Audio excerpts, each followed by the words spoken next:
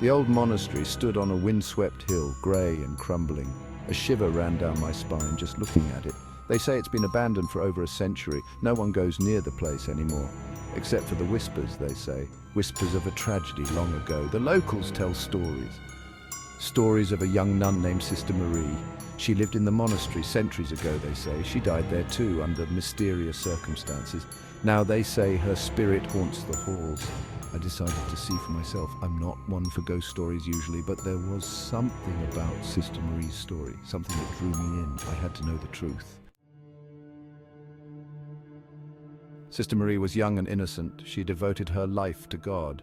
She spent her days in prayer and service within the monastery's cold walls, but her peaceful world was shattered. A darkness descended upon the monastery. A mad trapper, they called him. He terrorized the nearby villages. He sought refuge in the monastery. He took the nuns hostage, including Sister Marie. Sister Marie fought back. She defended her sisters with courage, but her bravery cost her dearly.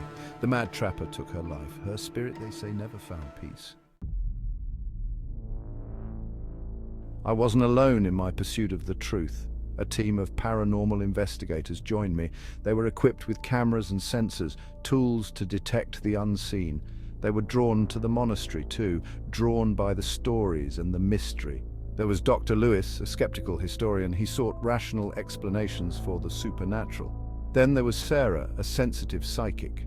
She claimed she could communicate with the dead. And finally, there was Mark, a seasoned ghost hunter.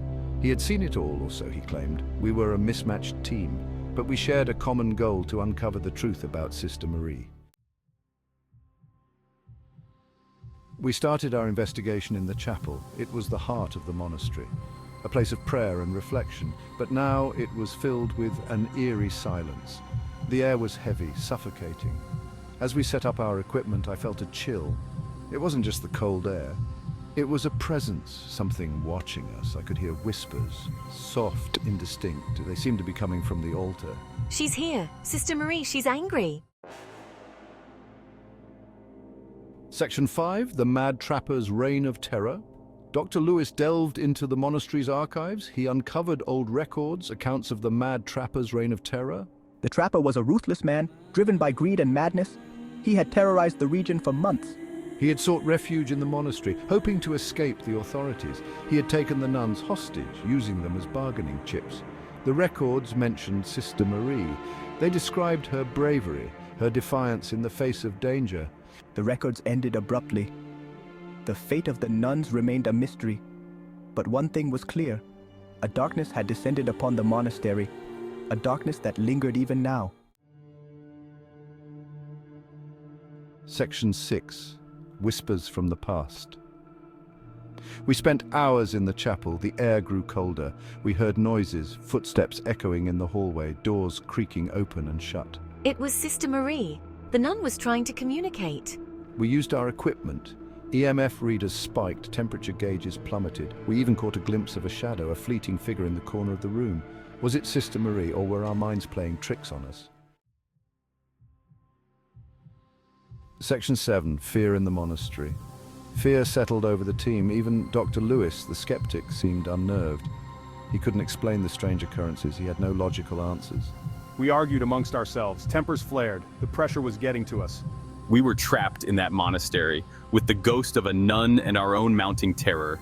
The fear was palpable, and it was clear we were in over our heads.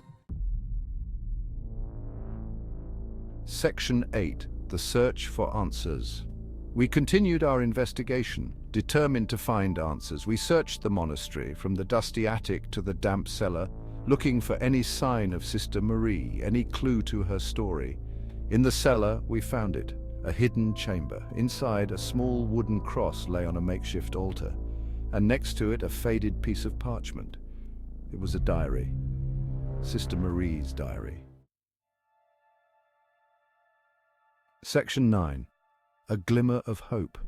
Sister Marie's diary told a tale of horror and bravery. It described the terror of the trappers' invasion, the nuns' fear and despair. But it also spoke of Sister Marie's faith, her unwavering belief in God. In her final entry, Sister Marie wrote of her plan, a desperate plan to stop the trapper. She prayed for forgiveness. She prayed for her sister's safety. Then she faced the darkness. armed only with her faith. Section 10, Sister Marie's Peace. We held a séance in the chapel. Sarah led the ritual, her voice trembling with emotion. We reached out to Sister Marie. We spoke of her bravery. We acknowledged her sacrifice. As Sarah spoke, the air grew lighter. The oppressive feeling lifted. A sense of peace settled over the chapel. It was as if Sister Marie's spirit had finally found release. We honor your bravery, Sister Marie. May you find the peace you deserve. Section 11. Conclusion. The spirit finds rest. We left the monastery the next morning. The sun was rising, casting a golden glow over the old building. It no longer seemed menacing. The shadows had retreated. The whispers had faded. We never knew exactly how Sister Marie stopped the trapper, but we knew she had found peace at last.